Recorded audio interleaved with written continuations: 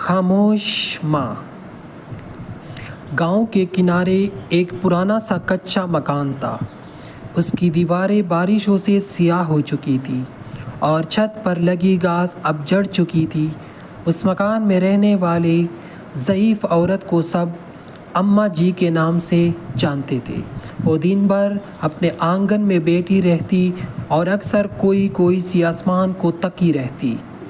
محلے کے بچے کبھی کبھار ان سے کجورے یا پرنک کہانیاں سننے آتے، لیکن ان کی زبان سے شاذ و نادر ہی کوئی بات نکلتی۔ لوگوں کا کہنا تھا کہ اماں جی کے 4 بیٹے تھے جو سب شہروں میں بڑے افسر بن گئے تھے۔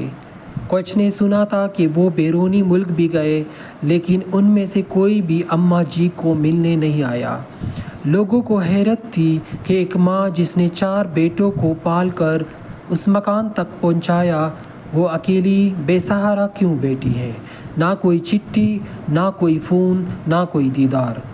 گاؤں کی نئی نسل کو اماں جی کی زندگی بس ایک پرانی کہانی لگتی تھی، لیکن کسی کو یہ معلوم نہ تھا کہ اس خاموش ماں کی خاموشی کے پیچھے کتنی اذیتیں، کتنی قربانیاں اور کتنے کیفانے دفن تھے۔ 50 سال پہلے کی بات ہے، جب اماں جی جوان تھیں۔ ان کا اصل نام زرینہ تھا اور وہ اپنے شوہر رشید احمد کے ساتھ خوشحال زندگی گزار رہی تھی۔ رشید احمد ایک اسکول ٹیچر تھے اور ان کی تنخواہ اگرچہ معمولی تھی، مگر دیانتداری اور سچائی ان کے خون میں تھی۔ زرینہ دن رات محنت کر کے گھر سنوارتی، اور جب ان کے ہاں پہلا بیٹا پیدا ہوا تو انہوں نے اس کا نام نعمان رکھا۔ وقت گزرتا گیا اور خدا نے انہیں 4 بیٹے عطا کیے۔ زرینہ ہر روز اپنے کپڑوں کو پیوند لگا کر نئے کپڑے بیٹوں کے لیے سیتی، خود دفاقے کر کے بچوں کو کھلاتی اور راتوں کو جاگ کر ان کے بخار میں ہاتھ رکھتی۔ رشید احمد اکثر کہا کرتے تھے، زرینہ تم جیسی ماں صدیوں میں پیدا ہوتی ہے، ایک دن یہ بچے تم پر فخر کریں گے۔ زرینہ مسکرا دیتی، لیکن دل میں ایک انجانی سی بے چینی چھپی رہتی، جیسے اسے کوئی آنے والے وقت کا علم ہو۔ بیٹے جوان ہوئے، تعلیم مکمل کی اور ایک ایک کر کے شہروں میں نوکریوں پر چلے گئے۔ نعمان نے انجینئرنگ کی، سلیمان ڈاکٹر بنا، فہیم نے CSS کیا اور سب سے چھوٹا وسیم بیرونی ملک چلا گیا۔ زرینہ اور رشید احمد نے ہر بیٹی کی کامیابی پر شکر ادا کیا، دعائیں کی اور راتوں کو جاگ کر ان کے نام قرآن ختم کیا۔ لیکن وقت کے ساتھ ان بیٹوں کے رویے بدلنے لگے۔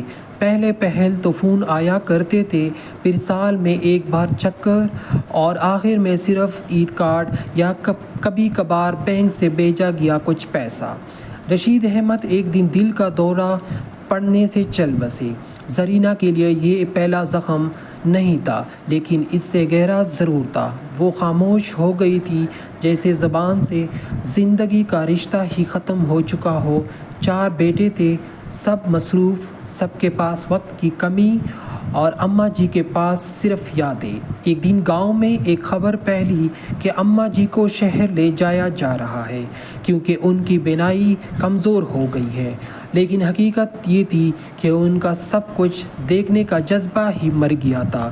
وہ دیکھ چکی تھی کہ اولاد کا پیار کب مفاد میں بدل جاتا ہے۔ بیٹے انہیں شہر لے گئے، کچھ دنوں تک مہنگے اسپتالوں میں رکھا، پھر واپس گاؤں میں چھوڑ گئے، ایک نوکر کے ساتھ، اور ہر مہینے پیسے بھیجنے کا وعدہ کیا۔ اماں جی نے کبھی شکایت نہ کی، نہ کسی سے کچھ کہا، نہ بیٹوں کو بد دعا دی، اور وہ روز اپنے آنگن میں بیٹھی رہتی اور یادوں سے باتیں کرتی۔ ایک پرانی سی ڈائری تھی جس میں رشید احمد کے خطوط، بچوں کے پہلے اسکول کے سرٹیفکیٹ اور کچھ پرانی تصویریں رکھی تھی۔ وہ کبھی کبھار ان چیزوں کو نکال کر دیکھتی، کیسے زندگی کی آخری سانسیں ماضی کی خوشبو سے کھینچ رہی ہو۔ ایک دن گاؤں کے ایک نوجوان طالب علم جس کا نام ہارون تھا، اماں جی کے پاس آیا اور ان سے پوچھا، اماں آپ کے بیٹے تو بہت کامیاب ہیں، آپ اکیلی کیوں ہیں؟ اماں جی نے کچھ لمحے خاموشی سے دیکھا، پھر ہلکے سے کہا، بیٹا کامیابی وہ نہیں جو دولت سے ناپی جائے، بلکہ وہ ہے جو دلوں میں قربت پیدا کرے۔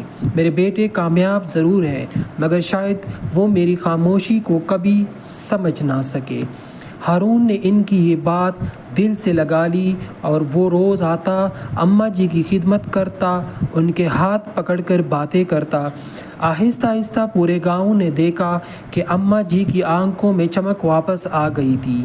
وہ بولنے لگی تھی، کہانیاں سنانے لگی، دعائیں دینے لگی۔ ایک دن اچانک شہر سے ان کے بیٹے آئے۔ خبر ملی تھی کہ اماں جی کی طبیعت بہت خراب ہے۔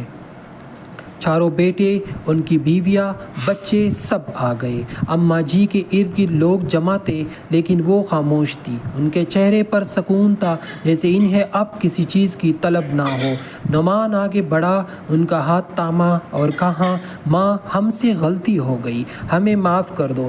اماں جی نے آہستہ سے اپنی آنکھیں کھولی، سب کو دیکھا اور صرف اتنا کہا، میں نے کبھی تمہیں الزام نہیں دیا، میں بس تمہارے چہروں کی روشنی کے لیے ہر رات جاگی ہوں۔ پھر انہوں نے آنکھیں بند کیے اور ہمیشہ کے لیے خاموش ہو گئی۔ گاؤں بھر میں اس دن ہر آنکھ اشپار تھی۔ ہارون نے ان کے جنازے کا انتظام کیا اور ان کی قبر پہ لکھوایا، یہاں ایک خاموش ماں سو رہی ہے، جس کی محبت کبھی نہ تکی، جس کی دعائیں کبھی نہ رکی اور جس کی زبان کبھی شکوہ نہ کیا۔ بیٹے دیر سے آئے تھے، مگر اب ان کی اماں ان کے سوالوں کا جواب نہیں دے سکتی تھی۔ وہ ساری زندگی کی کامیابی کے لیے خاموش دعائیں مانگتی رہی۔ آج وہ خود خاموشی میں ابدی نیند سو گئی۔